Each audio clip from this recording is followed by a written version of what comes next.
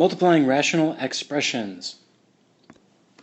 And so the first sets of problems will only have monomials in them, meaning there's going to be no separated by addition terms. And then later they'll end up having products of polynomials.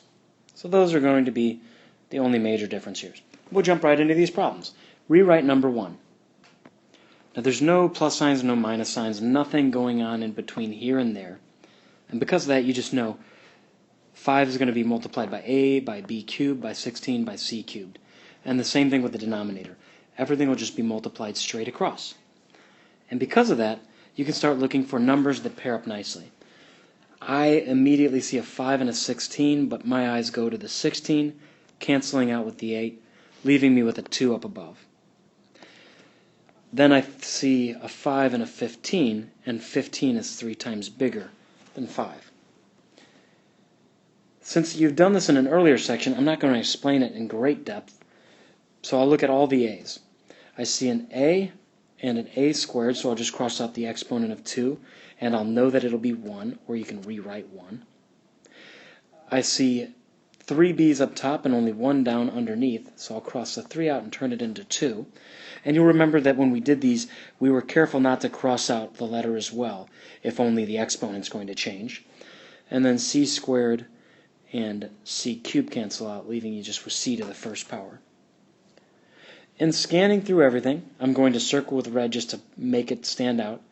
B squared was still there, 2 was still there, c to the first power was there, and then down here 3 and a were hanging around. So I'm going to rewrite this whole result as b squared times 2 out front times c. And it's a lot nicer to try to do all the alphabetical order business early on than 3a underneath. When we did super similar problems, I talked about how you would kind of rework the whole deal in your head to make sure it came out okay. Now just for the heck of it, I'm going to show you that you could multiply 5 times 16 to get 80 in the original problem, and then you'd have a, b cubed, c cubed, and all of that would be over 8 times 15, 120. A squared, b, c squared. But this means now you're dealing with much larger factors that usually complicate the problem. And just for grins, if I look through this now that I see that I've done it 2 ways, I end up getting the same result. I'll clear all this work. The book shows both ways, but I definitely prefer saving time, which is why I would always do it the first way I did it. Problem 2, if you feel like it, make it an OYO problem and pause the video, because I bet that if you understood that one, you're already ready to go. I've rewritten the problem, and so I look at my numbers first usually, and 10 is twice as big as 5. Then down underneath I could start combining c's if I wanted to get c to the 5th. Or I could just go step by step and see, well, this c is going to cancel there. There's 3 up here and 4 down there, leaving me with 1. These d's cancel out. There's 2 f's and then there's 4 down here, so there's more down there than there are up top. And, you know, it's always possible that you might have to do this in 2 steps, so it wouldn't matter. So I rewrite d cubed. I think I've eliminated as much as I can. And then down here I'm going to have 2cf squared. I'm going to box that. But I'm scanning through, and this was gone, this was gone, this was gone, this was gone. I did rewrite d cubed. This is gone. I did write c to the first. d was gone, 10 became 2. So what this becomes is kind of like a tracking issue. That's gone, where you just want to make sure that nothing accidentally disappears. If your life depended on it, you could try out different values for everything and see what ended up working out, and making sure that if you plugged in 1 for C and then 2 for D, that the same result would come out in both. And then also, your same rules would apply here to where you would have excluded values. But we're not really messing with functions. We're just multiplying monomials and simplifying them. So we usually leave that out. Make 3 an OYO. I'm going to pause the video and put the answer up in just a moment. On purpose, I showed that additional in-between step.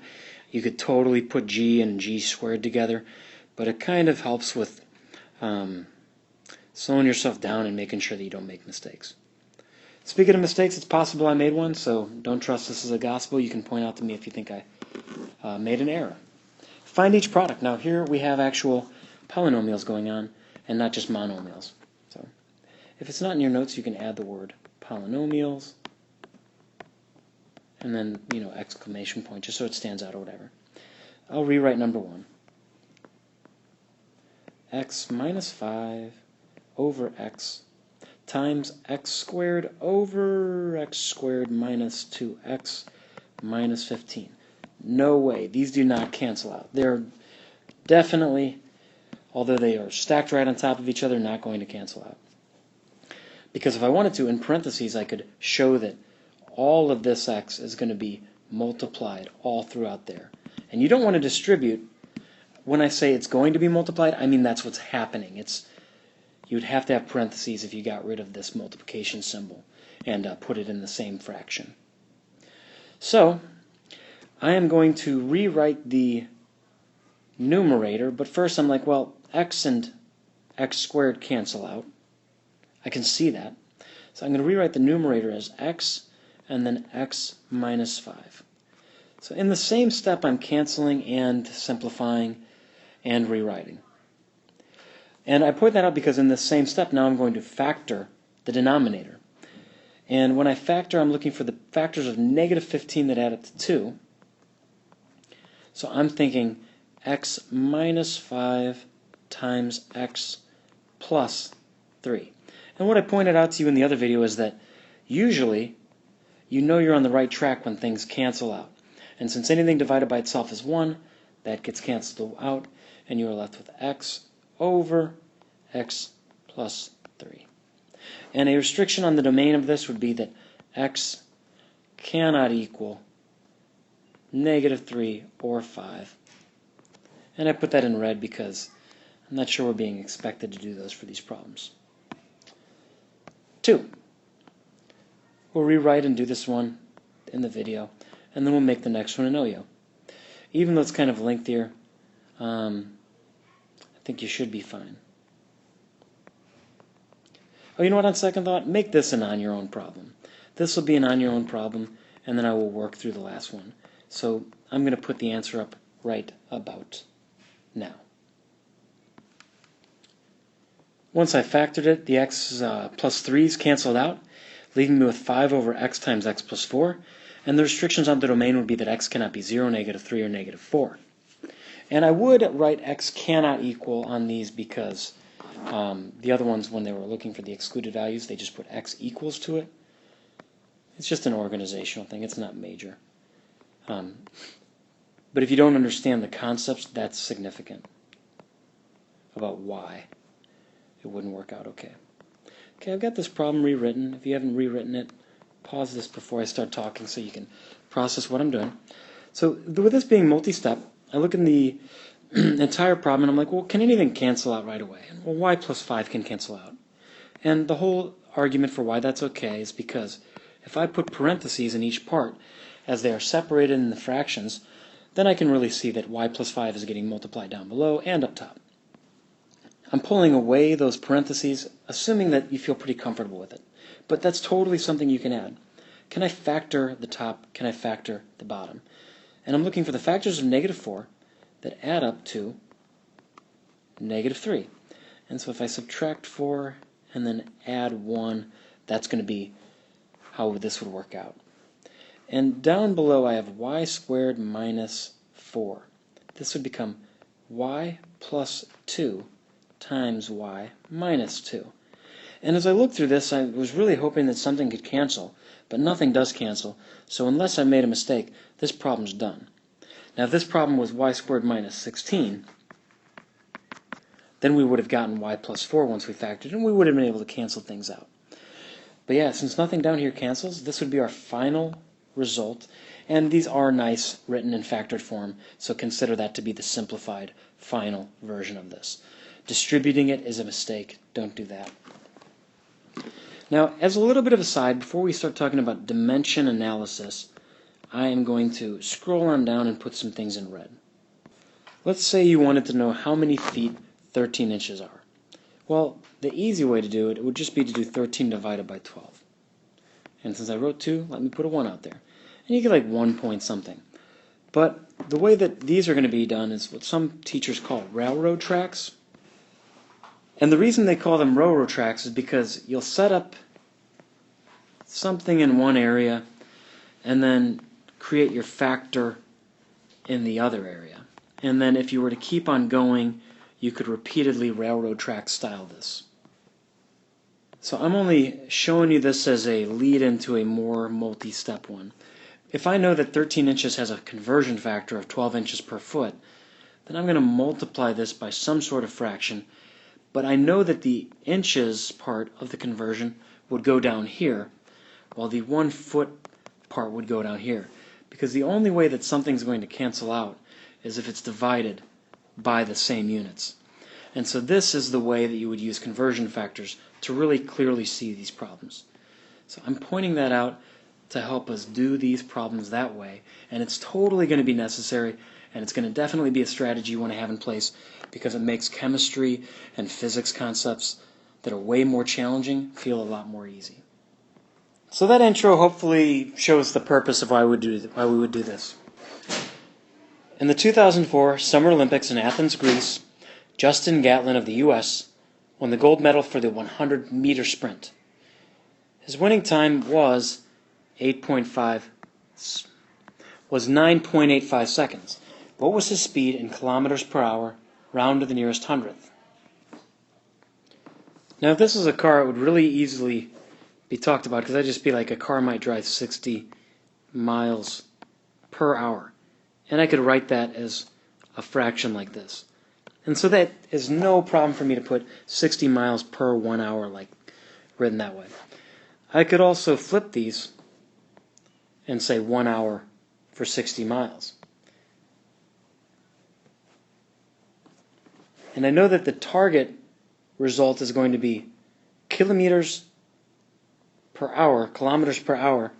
So that means that by the end I have to have the unit of measurement, kilometers over the unit of measurement of time. That being said, I know that this guy ran 100 meters in only 9.85 seconds,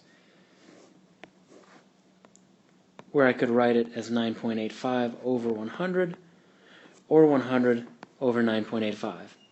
If I got to the end of the problem and did it wrong, all I'd have to do is flip my number upside down and fix it.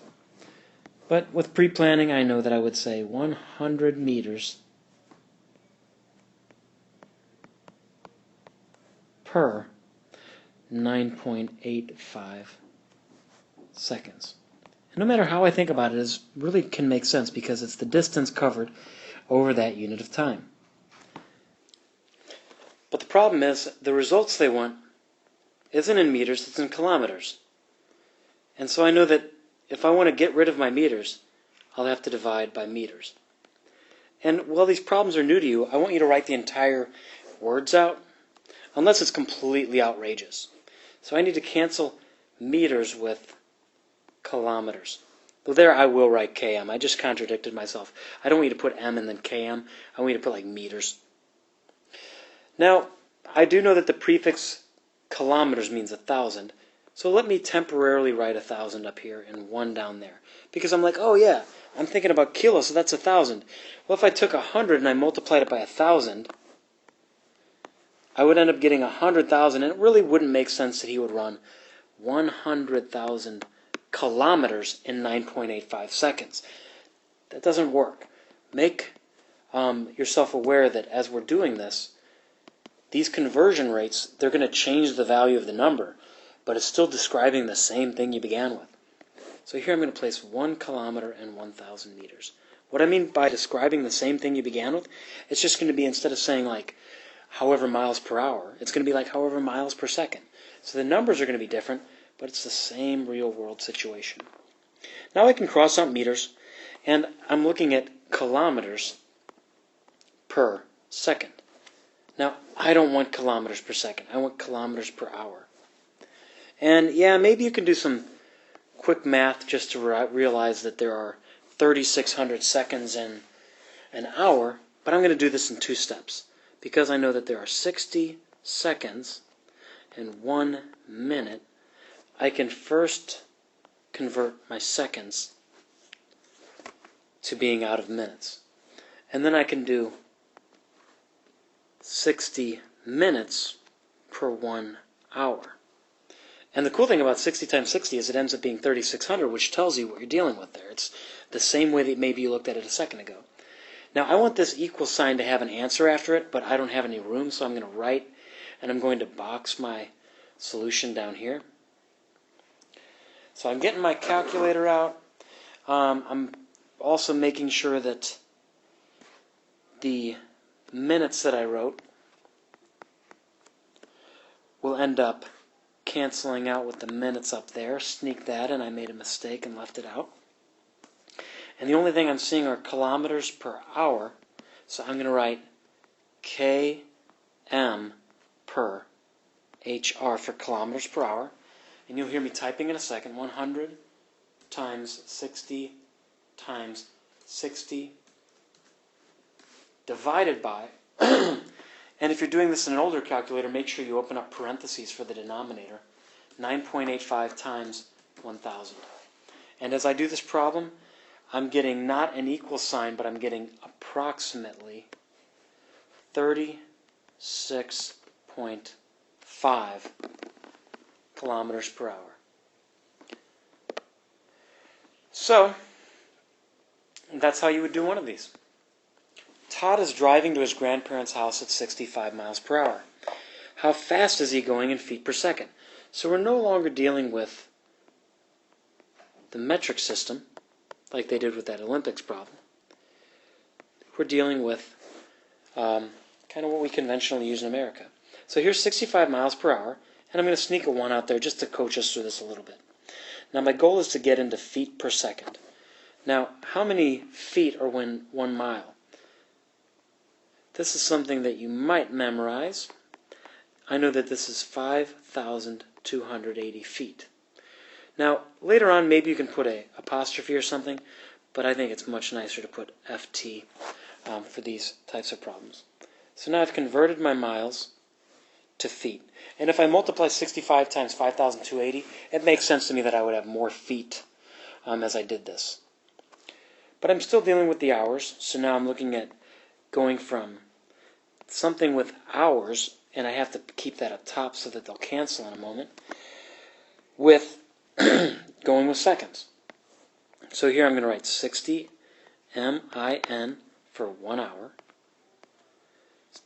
and then 1 minute is 60 seconds, and then just like before, I think we might have to end up rounding this one, so I'm going to put an approximate symbol, and I'm going to double check my work. Hours cancel out, minutes cancel out, and the only thing that remains are feet per second, and that's what the problem's telling me to do. Same deal as before. If you have something in the denominator, make sure you get it in parentheses, but I just type 65 times 5280. I don't bother with times 1 times 1, and then divide it by 60 times 60. And for this problem, I got 95.3 repeating feet per second. Now, you know how we write MPH?